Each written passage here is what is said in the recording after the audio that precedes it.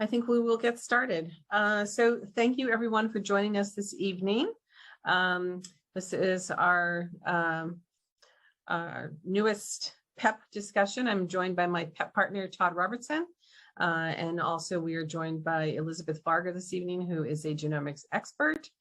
She is also a founding member of the National Blood Clot Alliance. So it's great to have Liz's participation full circle here. So Liz, thank you very much for joining us. Our PEPs go for an hour. Our clinical expert tonight, Liz Varga, her CV resume is so extensive that I'm going to have to shorten it. Otherwise, we spend the entire hour discussing Liz's background. So Liz is currently the Director of Clinical Genomics Research and Development at the Stephen Cindy Rasmussen Institute for Genomic Medicine.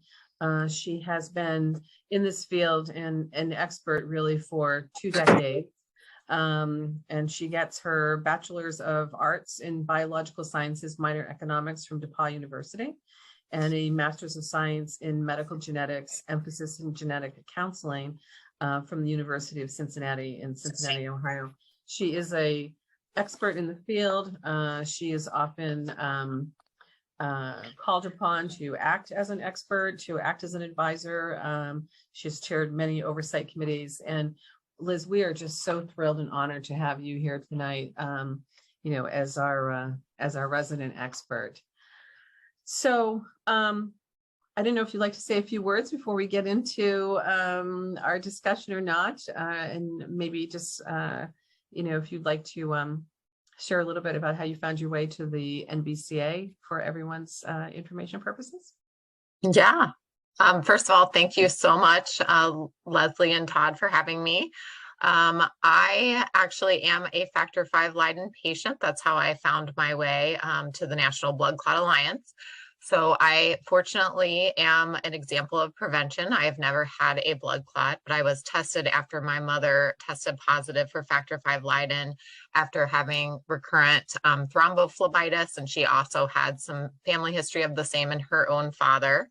So I had a pretty proactive primary care physician who actually tested me right before I started graduate school in genetic counseling. So it was completely coincidental timing, but then I ended up doing my my thesis research in graduate school on knowledge and education needs of people with Factor V Leiden in conjunction with Stefan Moll, who works at University of Chapel Hill. So that's what led me down this journey of advocacy. I got to help found what was originally the National Alliance for Thrombosis and Thrombophilia.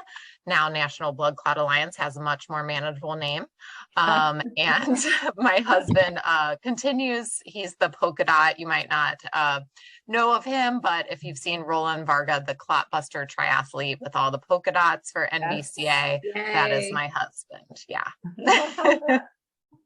I think I met Roland before I met you. So, but it's we get a twofer with the two of you. So thank you. He was doing a great job. God, that's been like 4 or 5 years is when I got my first polka dots. So even before I got kind of hooked up with the NBCA, I was talking to Roland, right? Because I wanted to get back on my bike, and he goes, "Well, you got to put these polka dot flags on." So that was great. That is great. It's a conversation starter. We actually did a marathon this weekend, by the way, and my husband was wearing his NBCA gear. And we met it turned out a radiologist who helps break up clots, started talking to us during the marathon, and turned out to work with Stefan Moll, my original thesis mentor. So, small world. Small world. That is a small world. Well, thank you again for joining us this evening. This is, a major topic for our patient community and for NBCA overall. So we're thrilled to have your participation. And Todd is actually going to kick off our questions this evening. I do want to remind everybody, Liz is not here to give medical advice. She is here to help educate us and provide us with information. You should always seek medical advice from your clinical team, from your physician. And we just want to reiterate that with you before we get going tonight. So with that, Todd, I'm going to turn it over to you. Yes, Liz, thank you so much for being here. You're a factor V Leiden sister to me because we share that clotting disorder. So do a lot of people. So we'll talk about that too. But always been a big fan of Roland's, and like I said, I've been wearing the polka dots for a long time. So it's like it's like if you're riding a bike, it's like billboard on two wheels, right?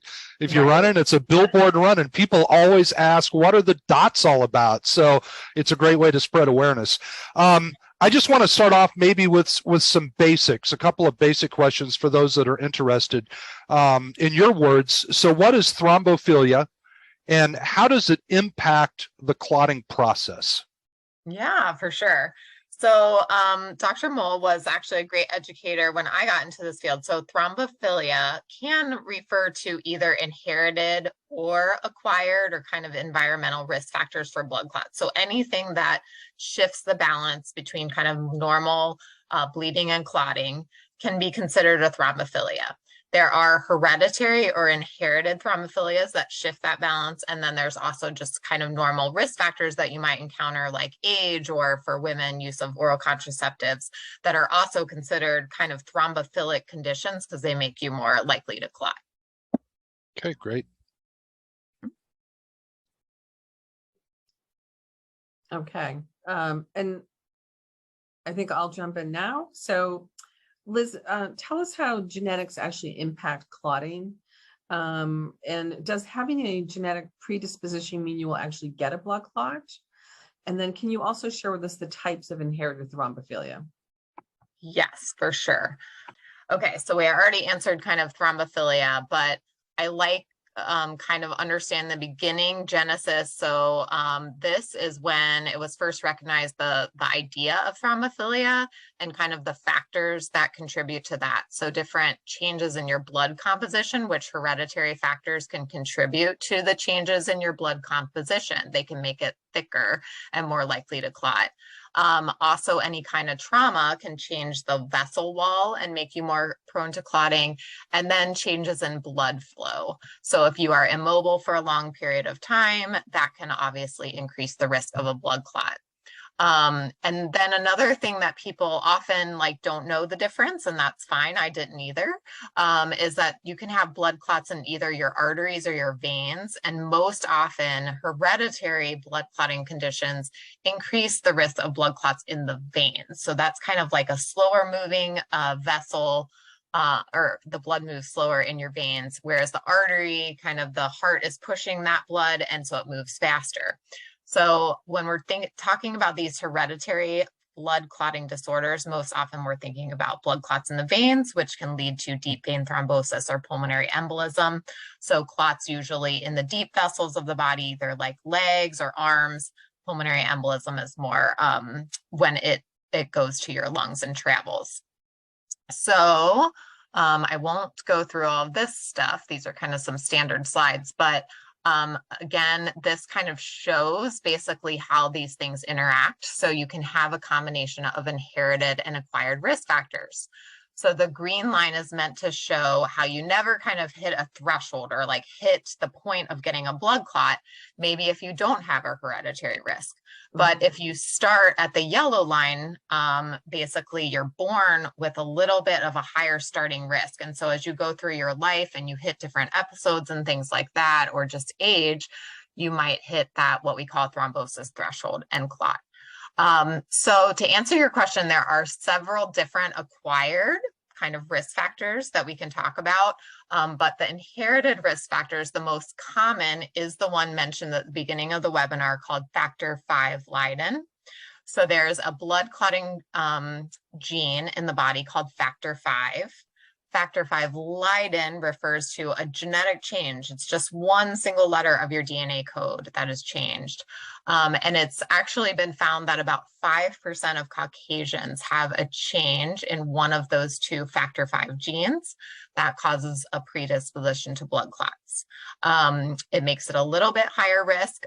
Probably if we had to estimate, people with one gene mutation still only have about a 10% chance to get a blood clot in their whole life. So definitely not destiny. You can certainly prevent blood clots. You certainly may go your whole life with nothing.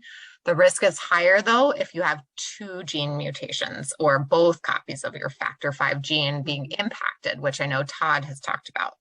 And so knowing kind of that difference is important. And then there's other inherited blood clotting conditions, such as one called the prothrombin mutation, or a mutation or change in the factor II gene, and then some deficiencies of clotting factors like protein C, protein S, and antithrombin deficiency. So those are the most common ones we think about when we talk about inherited blood clotting disorders. Okay, thank you. So good to know that just because you may have it, it doesn't necessarily mean that you're going to get a blood clot.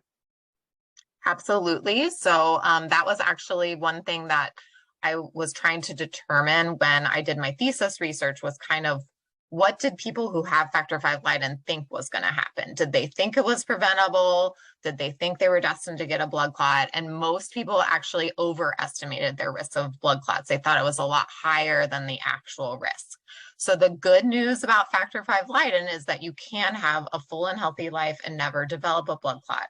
But it's really important to be aware of high-risk times so that you can talk to your doctor about taking preventive action or any ways that you can reduce your risk, particularly during high-risk periods.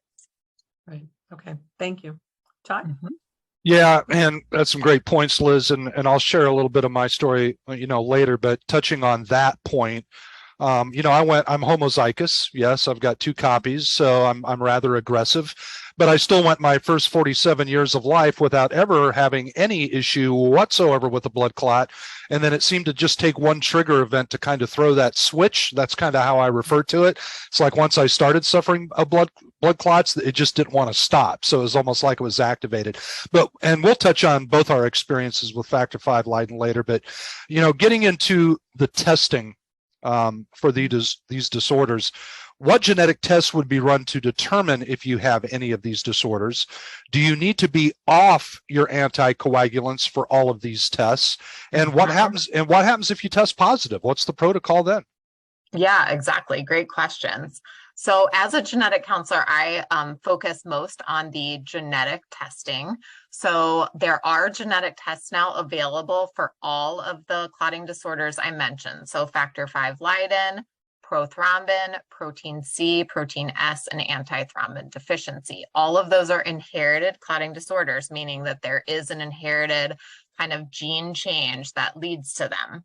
However, it's cheaper and more cost-effective usually to screen for protein C, S, and antithrombin deficiency, those 3, kind of looking at protein amounts in the blood.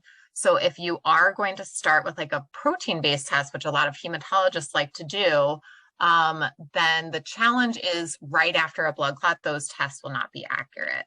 So if you're not doing a genetic-based test for those disorders, you do have to be off your anticoagulants, to your point. Whereas factor V Leiden and prothrombin, the difference is those are always due to one DNA change. So just going back to kind of basics of DNA, our DNA is made of kind of 4 letters, A, T, G, and C. And so there's spelling of the DNA code that creates different genes. And we know that with factor V Leiden, it's always the same letter. So it's very easy to get a blood sample, or even you can do it through saliva, a spit test. It never changes throughout your life. So if you do that genetic test, you can literally just go through the spelling of that factor V in that one spot and say, yes, is it changed or not? And is it changed in 1 copy or 2? Always accurate, always reliable your whole life, never have to repeat it. Okay, so that is one test. You can just do it genetically. Same for prothrombin. It's also a single change in the DNA. So very, repeatable. You only have to do it 1 time. It's always going to be accurate. So those are basically genetic tests through and through. Again, the protein C, S, and antithrombin are a little more complicated because there's various changes in that DNA code that can lead to those deficiencies. There's also some acquired factors, so certain like hormones that might influence those levels, or again, being an acute blood clotting period that might influence those levels. So the levels can be off.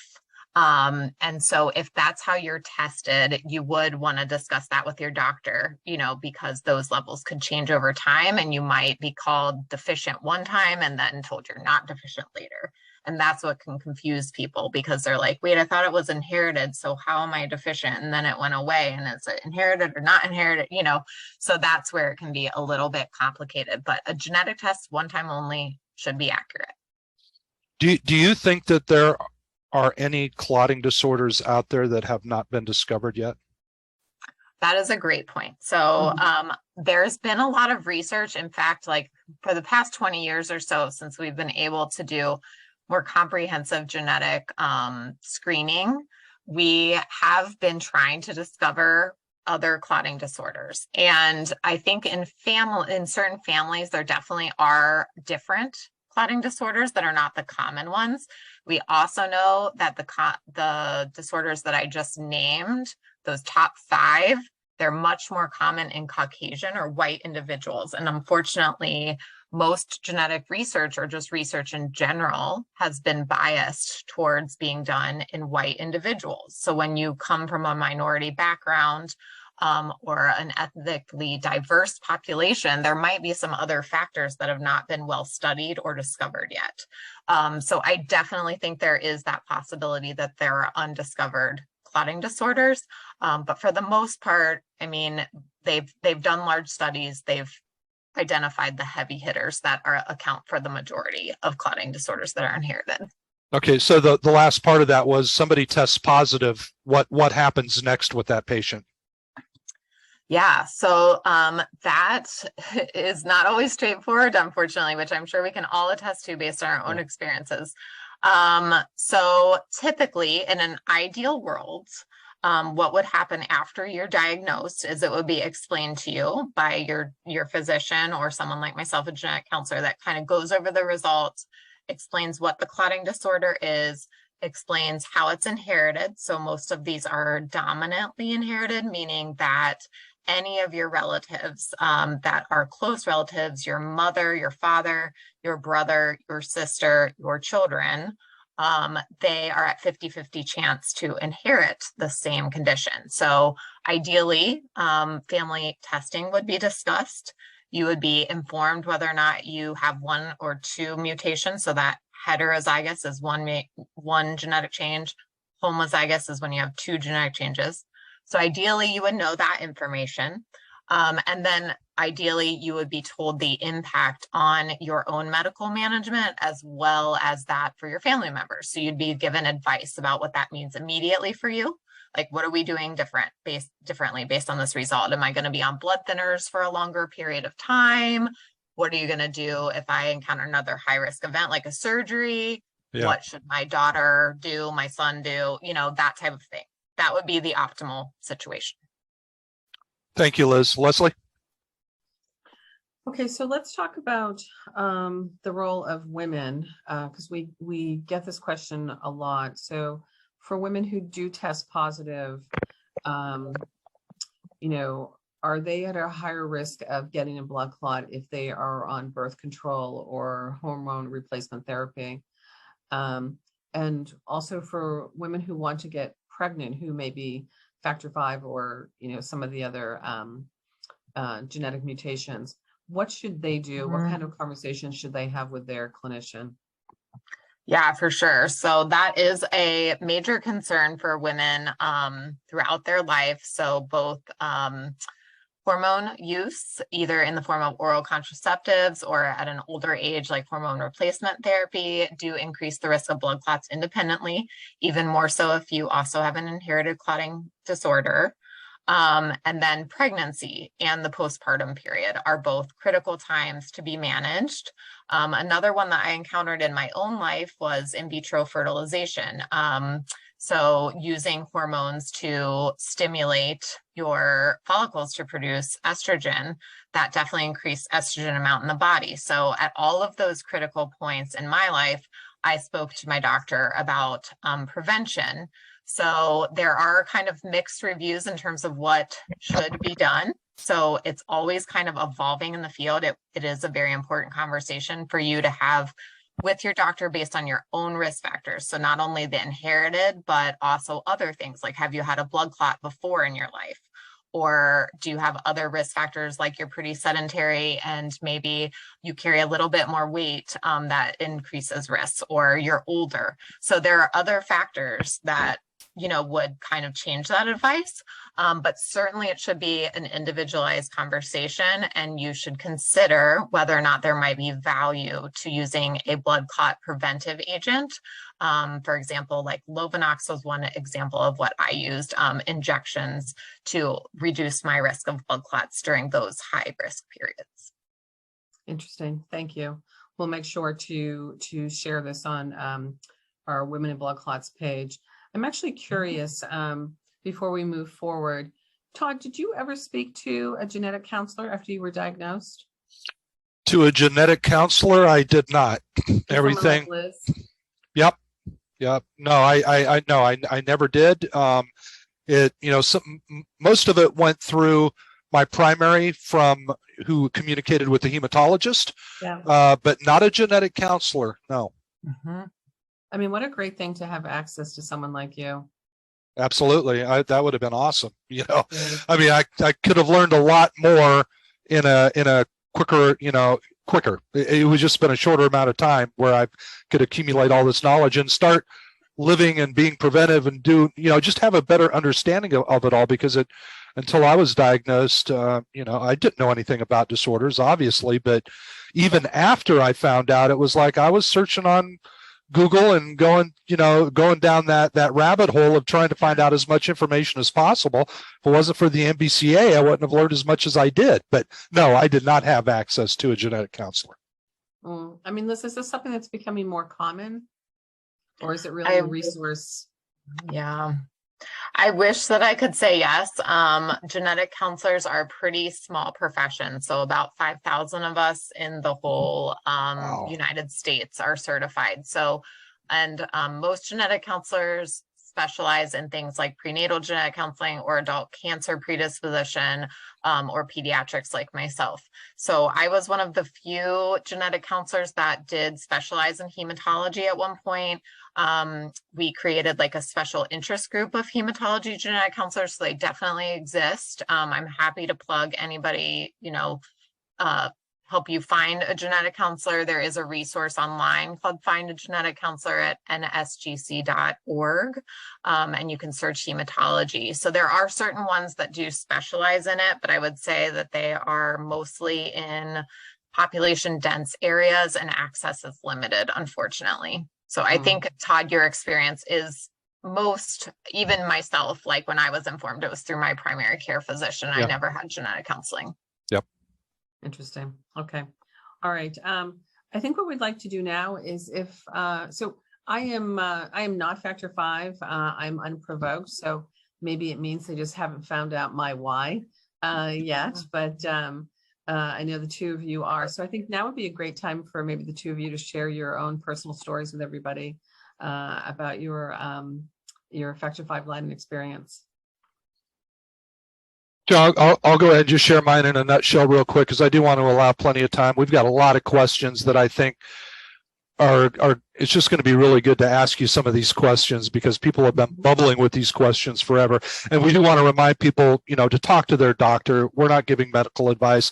You're not even really giving medical advice, Liz, but you're giving some great guidance and getting us set on the right path. So I appreciate that. So I'm going to backtrack to 1984 when I watched my mom die, and I was actually trying to get her to the hospital. I could question this all night long, but for some reason she wanted me to come home from I was in high school at the time, a senior, and take her to the hospital, and we never made it, and she died on the way. And back then I remember them saying she died of a pulmonary embolism. But I came from a single parent household. So all I was trying to do was process what happened, not why it happened, right? So I knew she died of a blood clot, but this was 10 years before factor 5 Leiden was discovered, right? So there was no talk of any urgency that I needed to be, know about, be involved with, until I suffered actually my third blood clot. So fast forward to, it was 2011. and I was injured. And remember I talked about that trigger factor, that thing that happened, because here I was homozygous, later found out, but I never had any problems. I'd had surgeries, I had had other injuries, but for some reason, this one was a real bloodletting event, right? I had to apply a tourniquet to my leg. I risked bleeding to death. And for some reason, after that, I just started suffering more blood clots. Warfarin failed me 2 or 3 times. It's a great anticoagulant. It just didn't work for me in those situations. Finally got moved to Xarelto. And then there were a few other errors that happened with some procedures I had. Anyway, I ended up with 6 blood clots. So yes, I'm homozygous factor V Leiden, but I've known this for a while now. So one of the things that I like to tell patients in our support groups is, it's not a death sentence. It doesn't even mean you will suffer a blood clot. It's kind of a speed bump that you just need to be aware of, right? And you have to be really careful with surgeries and the whole thing about long distance travel and women with hormones of pregnancy. It's like you've got to be more on your toes with it. Doesn't mean it's a death sentence. It doesn't mean you're going to die from it. For me, factor V Leiden was like fuel for the fire. It still took these trigger events for me to suffer a blood clot. It wasn't like factor V Leiden for me, at least this is how I think of it. Factor V Leiden didn't say, okay, I'm going to make you form a blood clot. I had a trigger event, and factor V Leiden was more fuel for the fire. So, but anyway, yeah, so it ended up playing a big role in my family with my mom. I wanted to make sure that, other people in my family knew about it, and I wanted to know what their history was from it. And fortunately, there wasn't a whole lot of blood clots as far as what knowledge I have going around in my family. It was mainly my mom and it was me. So here I am homozygous, but factor V Leiden's a big family and we're strong warriors and we can get through this. But it's just really important for me to let people know that, yeah, okay, you're diagnosed with factor V Leiden. Fine, there's some things we can do, and it's called normal preventive protocol, right? Just like we'd want to do even if we didn't have it. There's still those risk factors that we've got to be careful of. So I'm homozygous and I'm proud of it. That's all I got to say. That's my story, Liz. How about you? I love it. Yeah, that's a great story. So like I mentioned, I am lucky to be someone who found out early. So I found out about age 20-ish. And my mom had never had a pulmonary embolism or deep vein thrombosis, severe clot until recently.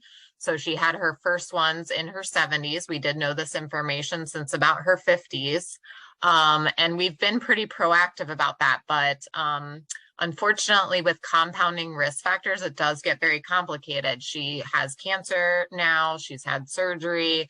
She did do a long car ride where she didn't move around enough and ended up in a very rural area with acute pain that turned out to be multiple pulmonary emboli. So unfortunately, even with awareness, people still clot. It does happen. But they were able to respond quickly. She got good treatment. That's been very important in our journey. Again, with factor V Leiden, it's 50-50 risk to relatives. So I know that I have it. Several of my mom's family members have been tested. Ironically, only one of my uncles has had a deep vein thrombosis and he is negative. So that just goes to show you that you can clot kind of no matter what. Right. So if you have surgery, you have age, you have other risk factors, you can clot, even if you don't even inherit the genetic predisposition in your own family. That's right. So I am a proponent of messaging in general about prevention, because I think that that's most important. For my own children, which I know is a big question, my husband, he does not have any propensity to clotting that we have identified. My children, I do have 3 boys. It is quite controversial, which I know is something we want to talk about because patients have questions about it, whether or not to test children. So I will say that in the profession, it's really evolved. As a genetic counselor, when I was first diagnosed, of course, I wanted everybody to know about their 50-50 risk, or even more, depending on if you're heterozygous or homozygous. So like Todd's kids, 100% chance that they are getting a gene mutation because he has 2. You only have 2 copies of the gene, you're going to pass on 1. That's right. That's right. So, yeah, the risk varies based on kind of your own pattern. For me, I did not end up getting my kids tested through the medical field. I did something somewhat controversial, which is direct to consumer testing. So I did end up testing my kids through 23andMe, which would not normally be something that genetic counselors would endorse. But for me, I found that it was a way to get the information without getting in their medical record. I could at least know, because doctors sometimes, right now, the current stance on medical testing is to not test children. So I know I see some questions in the chat. When I've done this professionally and talked to patients about this, we always make it kind of an individualized decision amongst our patients based on their concerns and risk factors. But generally, the attitude in the field is that people should not be tested in childhood if they don't have a reason to clot, because most kids will not clot, even if they have factor V Leiden, even if they have surgery maybe. The likelihood of them clotting is exceedingly low, and there is a overall fear that you could cause more harm than good by testing them, because there are some concerns about like life insurance discrimination. Those are not protected under current laws in the United States. They also could face like something like disability discrimination or long-term care insurance discrimination. So those are kind of factors that could be weighed. Health insurance is protected under our current laws. So you should not be penalized for your health insurance if you get genetic testing. But there are certain caveats to that, like working for small companies or working in the military. So it is it is not a straightforward answer. So unfortunately, even though I want to give you like this is what you should do, it really does need to be an individualized decision, kind of weighing pros and cons. So that's been my journey. One of my kids does have factor V Leiden, two do not, but we are not doing anything differently in terms of their healthcare management at this time. Yeah, I'm so glad you touched on the kiddos, right? We love our kiddos, and that's always been a question in the group, should I get them tested? So thanks for touching on that. And I do want to say the one thing I didn't mention about my mom, yeah, she had factor V Leiden, but she also had that perfect storm of risk factors, right? Sedentary lifestyle. She was extremely obese. She smoked. I mean, there was just that's a lot of ammunition for factor V Leiden for something to happen. And she already had other health problems. So that was it. But Liz, great points. And I know we want to ask some questions. Leslie, do you want to chime in, or do you want to start with some questions from the crowd out there? Well, before we go into the questions from the community, just following up, I think, on something you said earlier, though, has the testing changed over the last decade or two? Is there any new research that's out there, or any new research that you're working on currently? And where do you think the space is actually headed? Yeah, great questions. So what has changed? Yes, there has been a significant change in genetic testing. So when I was being tested myself, like around 2000, there was factor V Leiden and there was prothrombin. Those were the two genetic tests. You couldn't even get really on the market a protein C, protein S, or antithrombin genetic test. It was very obscure, not commonly ordered. With advancements in the field of genetic testing, as you might know, if you kind of hear on the news sometimes, they've talked about like the Human Genome Project. We're now at a point where newborn babies can get their whole genome, their whole genetic code sequenced at birth. So we have now undergone an evolution to where if you come to a doctor now, like when I would see patients in our hematology clinic, if they came to me now with, I have a really strong family history of blood clots, sure, I could start with factor V and prothrombin, and I could do some assay-based tests. And, the hematologist might also test for things like antiphospholipid antibodies, which are some like acquired factors. Sure. And we would still do those things. But now we're to a point where several labs actually have comprehensive genetic panels where you can test for all clotting conditions on one small blood sample, kind of screen them all at once. And so that is becoming more standard of care, but at least in the United States, a lot of what we can do is still dictated by insurance. So what insurance might reimburse and pay for varies. And it's usually kind of conservative. So that guides practice because we don't want our patients to get stuck with large medical bills. So if their insurance will not pay for it, a lot of times you might get a very small panel despite the availability of larger genetic tests. But yeah, I do think that we're going more in our field to kind of a combination of what we call like polygenic risk scores, where you might have like, here's your genetic basis risk, but here's, you know, algorithms that might tell you all your risk factors. Like we're going to use all your data from your Apple Watch and be able to put that together. And then we can put that with your body mass index and we can overall give you a personalized profile of your risk. Like that is where I think our whole field of kind of understanding might go. We're not quite there yet, but yeah, science fiction's coming, I think. Hopefully in the not too distant future. Okay, thank you Yes. for that, and just thank you for leading this conversation tonight. As you know, we have a ton of questions. Todd, I'm going to let you have gentleman's choice this evening and start us off. Sure.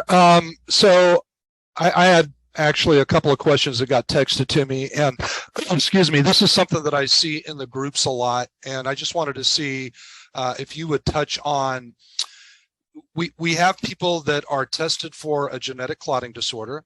They've had a couple of blood clots, but they don't want to be on the anticoagulants, and so they want to go down a more natural path. What do you recommend? How do you feel about that when people want to use natto and they want to use all this other stuff because it's more of a natural thing, or just go a different route, not be on anticoagulants at all? If somebody's already clotted and they have a clotting disorder, how do you feel about that? Yeah. Well, first of all, as a genetic counselor, I do get to plead a little bit of, I am not a medical doctor. So as a genetic counselor, I am trained to advise people more on the genetic aspects of their genetic testing. And I am not allowed to manage patients because I do not have an MD degree. However, I do understand, being in patient care for a long time, the desire, of course, to seek non-medical treatments.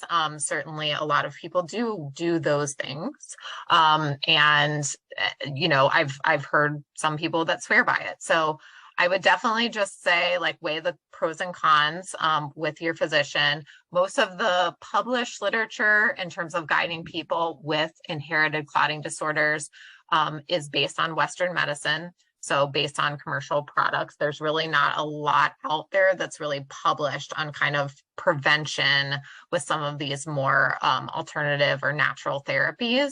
So unfortunately, we don't have a lot of data on that.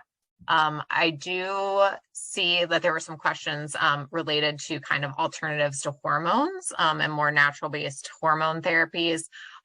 Certainly, that is a conversation worth having for women. So there are definitely some agents that are higher risk and some that are lower, like progestin only pills, for example, are lower risk than estrogen containing combined birth control pills, or some alternatives like kind of like a diaphragm, obviously, or a barrier method would be better than a hormonal method. So anyway, there are definitely a plethora of options, and I would recommend speaking with their doctor to kind of get the best guidance there. Thank you, Liz. Mm-hmm. Okay, so we have had quite a few questions about the MTHFR genetic mutation and whether or not this is a significant risk for blood clotting. We also have an individual who wrote it and said that one of her 5 children has been diagnosed with this variant.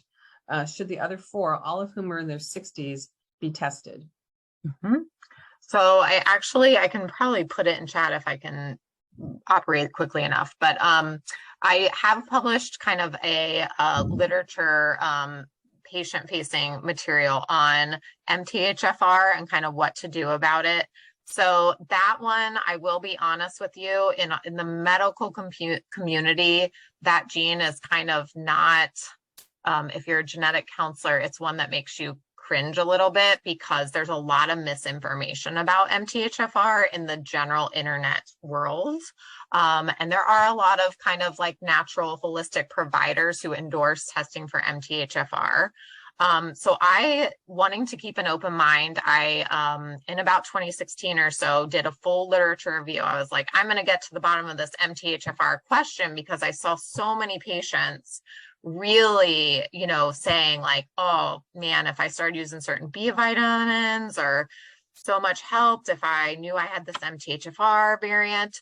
That gene is involved in kind of B vitamin metabolism. And we know that about 35% of people in the world, if you tested them, were going to have a genetic variant, the most common being C677T, in that MTHFR gene.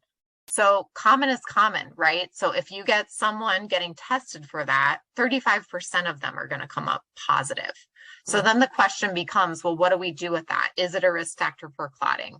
And as they have done more studies, they have discovered that that alone really does not make a difference. Most people in the world have enough B vitamins in their diet that it kind of like counteracts any genetic effect of that MTHFR gene. And so to answer the question posed, family testing for MTHFR, there's several professional societies that have said, do not test for it based on a history of blood clots. Do not test for it based on a history of pregnancy complications. And if you have it, do not test your family members. So that would be the answer is like, no, you do not need to test people for that. It's very common and it most likely has little to no impact. Okay, great. Thank you. Mm-hmm. Hey, Liz, so how effective and how accurate is genetic testing for clotting disorders?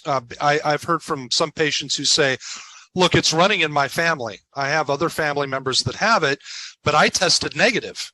Could these tests be off? Is there any data that shows that sometimes it's not accurate, or are they pretty much spot on all the time? The genetic tests are very highly accurate. So my initial reaction to that is always like, well, what test did you have, right? Because if you stop at the two most common, especially if you are not of a European ethnicity, you might not have what's most common in the United States, but there might be something that's more unique to your ethnic background or your family that has not been tested. So I would just always question, did I have the most comprehensive battery of genetic testing? If you have, then yes, it is highly accurate. But like I said, most people will only test for like factor V and prothrombin and stop there. Whereas there are these other ones, prothrombin, or protein S, protein C, antithrombin, and then there are rarer ones that I don't usually talk about, but like abnormalities in the fibrinogen gene. So there are some rare ones that are on genetic test panels, but they would not be kind of like the first tier pass. So if you really have a strong family history, I would definitely question that. And I would just be asking, like, have I had the most comprehensive test that is available? Okay, thank you, Leslie. That's really interesting. We actually have a question in the chat. We're a family with a 4th-generation family history of PE, but have been tested about 10 to 15 years ago and found no known genetic link. What do you recommend we do now? Kind of feeds into what you were just saying. Exactly. So I, as a genetic counselor, I always revisit testing of my patients, because even patients I saw 10 years ago and I was giving them the most comprehensive evaluation at that time, it has changed. So in genetics, we're just in a field of change. So we always recommend like going back and saying, hey, there was nothing known then. What do we know now? Have I had the most comprehensive test? I, don't want to endorse any particular labs on a webinar, but I'm happy to, there are some tried and true laboratories that offer very comprehensive testing, a lot of the academic labs, some commercial labs. So definitely I would make sure, that you get the most comprehensive available and kind of revisit that. And I'm happy to kind of direct you to those labs. Great, thank you. I thought it was such an interesting question and Yes. a follow-up to what we were just discussing. Yeah, there's Go ahead, sorry, Liz. that's one more point that I always emphasize in counseling. If you are genetically negative, so you are kind of like, I obviously have a family history. You can't tell me I'm not at high risk. Yeah. That is true, right? We know that that family history alone increases your risk by twice. So twofold. So twice as high risk. So I don't care what genetic test you've had, period. If you have a family history, you're at higher risk. Yeah. So act as though you are. Okay. So what does that mean? High risk surgeries. You want to talk about blood thinners. You want to move around on car rides. You want to stay hydrated. You want to have an ideal weight. You want to not smoke. You want to avoid hormones if you can. So all of those recommendations apply. And that's honestly what I tell my family members, because even in my own family, we have my uncle Clot, right? He has kids. He doesn't have factor V Leiden, but I still say, hey, your dad had a blood clot. You're still at high risk. Like, I don't care. You don't have factor V Leiden. So that is how I would recommend, the family go on in terms of just being as proactive as possible, even if no genetic factor has been identified. Interesting. Yeah, and that's a big theme in all of our pep talks and all the shows we've had, Liz, is to be more empowered to be your own best advocate, right? And that goes for your family as well. I wasn't my own best advocate in 2017 before the pulmonary embolism, because when I had that colonoscopy, I don't remember if I told you or not, but I was stopped off my Xarelto for between 3 and 4 days for a colonoscopy. And I'm, now I can say, what were you thinking? You knew I was homozygous. You knew that I'd had 5 blood clots already, and it only took, 48 hours and I had a blood clot. So being your own advocate, what I know now, that kind of thing will never happen again, because I'm always questioning my doctors. Even though we've been down this road with me and major surgeries over and over again, I always follow the same self-protocol. Yeah, but remember, I'm homozygous, so I'm aggressive, just to make sure that they haven't forgot. A couple of patients have asked in the past, and even tonight, if they have a genetic clotting disorder, is there such a thing as being cured of that? Can it be reversed? Is there anything that can be done with that clotting disorder? So like the factor V Leiden and prothrombin, there's really not intervention for it. It's just kind of, you are at higher risk, but again, it's a minimally higher risk. So antithrombin deficiency is the disorder that creates the most risk of a blood clot. So it's about a 50% chance of a blood clot in your life if you're born with an antithrombin deficiency. It is usually heterozygous, meaning it is only one of your 2 copies of the gene that has the deficiency. And that is because if you got it from both parents or in both copies of your gene, they have found that you would not survive. Okay. So for that deficiency, there is actually like an infusion of antithrombin because it's a blood clotting protein. And so you can be infused. So some of the deficiencies you could correct by an infusion. The problem is that because of the blood clotting factor, and that's always a balance, sometimes when you overcorrect with infusion, you can actually, cause the opposite problem. Right, like, so you can like bleed, so right. So these are the problems, right? In coagulation, we have the same challenges in hemophilia. There's gene therapy now that corrects hemophilia, which is a bleeding disorder, but the problem with treatment is sometimes then they clot. So that's always the balance that we're trying to achieve. So there's really no quick and dirty cure, unfortunately. Yeah, just raising awareness is never going to end, is it? We're always going to be raising awareness, making people understand about risk factors, because abnormal clotting happens. Clotting is very important to our health, right? But the abnormal side, that's something that we've just always got to be aware of. And I think that's where the MBCA really excels, because we really help educate people and raise awareness and help empower the patient to ask the right questions to the doctor. And that's why you're on. I mean, look how much people have learned already tonight. This is just so important. Thank you. Yeah, thank you. Including me. I mean, you're really, it's amazing, your knowledge base. Thanks. We have some great questions coming in. So when you talk about family history and risk, does that only apply to inherited clotting, or does it also apply to acquired clotting issues? Yeah, so that is a perfect question. So what I'm meaning it to apply to is both. So if you do not know, like Leslie, you mentioned that there's no known cause in you that is inherited. But your relatives, we don't know. Do you have some hereditary unidentified factor? Did you just have the perfect storm of acquired risk factors when you clotted? We don't know. So the studies that have been done in terms of epidemiology, meaning they kind of just, they don't take any genetic or acquired factors into account. They just say, like, if your mom had a clot, are you at higher risk? Right? And they kind of ask those questions. They show that it's an increased risk of about 2 times. So again, that's not super high. Let's say like 1 in 1,000 people will get a blood clot.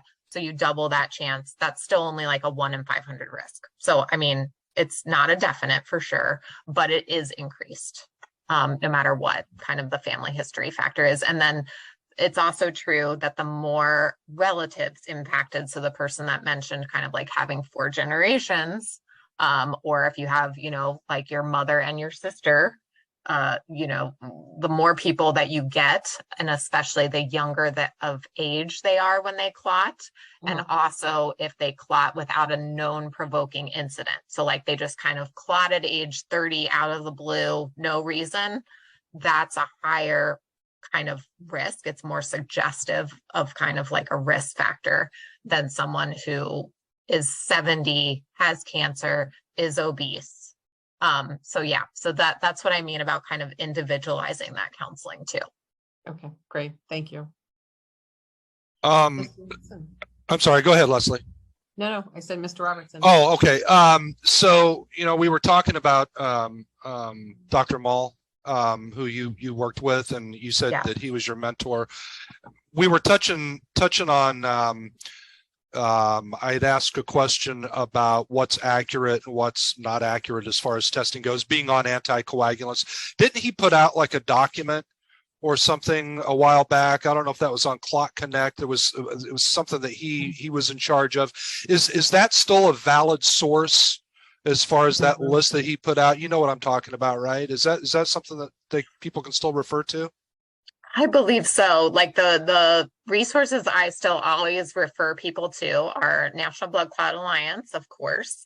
There is a 100 question and answers guide for DBT and PE, and then Clot Connect is Dr. Moll's listing. And honestly, when I was a first patient, he had like a Q&A, and it was way before NBC ever existed, and he was the kind of one-stop shop of information. So certain things have a change with time and need to be updated, but generally, I believe the resources that he has put out are still accurate, as are our publications that we did together.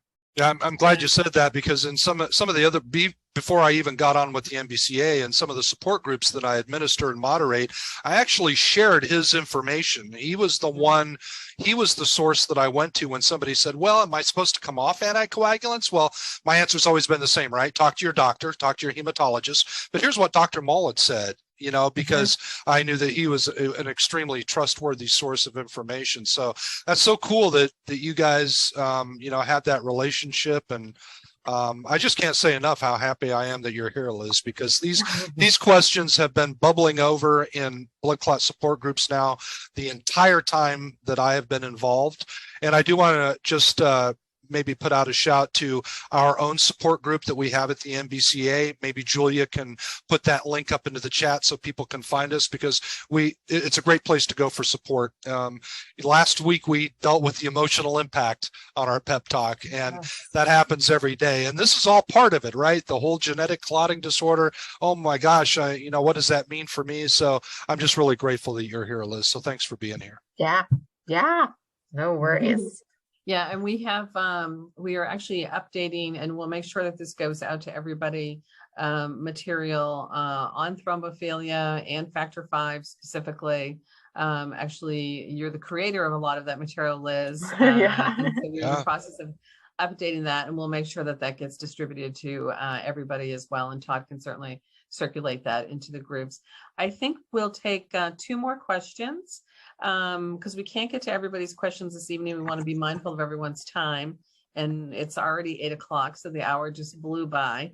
But before I do move on to the last 2 questions, can we get a commitment from you that you'll come back and continue the conversation with us, because there's such an interest by our patient population. So we'd love to have you back, Liz, to continue this conversation. Yes, of course. Awesome. Okay, so my final question I'm going to pick is APS part of the usual hematology workup for patients? Yeah, so APS is referring to antiphospholipid antibodies. That should be part of the workup. Antibodies are not inherited, so they are normally one of those acquired risk factors. They are generally part of the standard workup, but because they can kind of vary, the guidelines are usually that you have to test for them more than once to get a diagnosis. Great. And Liz, I know somebody asked this in the group a couple of times, and we've got it on our list, so I want to ask you, and I'm sorry if you touched on it and I missed it. I don't think you did, but what is the risk of clotting when someone is diagnosed with that protein C deficiency? Is that a pretty aggressive thing to watch out for? Yeah, so I should have covered kind of like commonality to rarity as well. So the most common is factor V. That's why on your survey that comes up the highest. Yeah. Prothrombin is kind of the next most common. Fewer than 10% of people usually end up with a inherited protein C, protein S, and then far rarer is antithrombin deficiency. That's like less than 1% usually. Wow. So protein C and S, they are kind of considered like milder clotting disorders. So they're probably in about the like 10 to 20% range for lifetime risk of a blood clot. Whereas again, antithrombin is much higher. And then I really didn't go into homozygosity where you have the two mutations or like a compound with like factor V and prothrombin. I know that's of great interest to this group. I see my friend Lori, who is one of my co-founders of National Blood Clot Alliance. She is also homozygous, and I don't think she would care if I say that. So yeah, homozygous and kind of combination thrombophilias have their own set of risks. And so Todd and Lori are great guides for that. Homozygosity?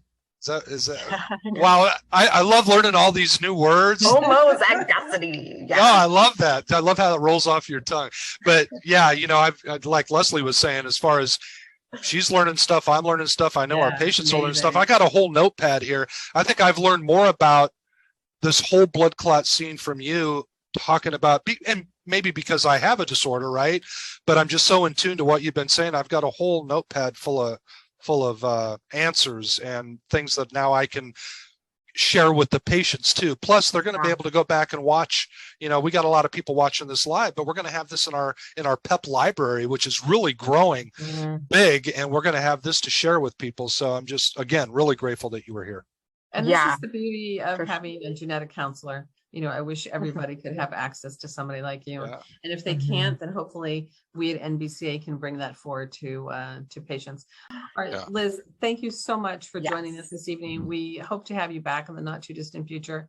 And as Todd said, this is recorded and will go up in our digital library and available for people to watch probably in the next week or so. And we look forward to getting updates from you on a regular basis. And we'll see you soon. Yeah, thank you guys so much. There are a lot of resources online that I created as part of NBCA, and I'm happy to send them your way, and I'll update those for you guys to get out. So thank you guys for having us. It was so nice to talk to all of you. Thank you. Good night. Bye. Good night.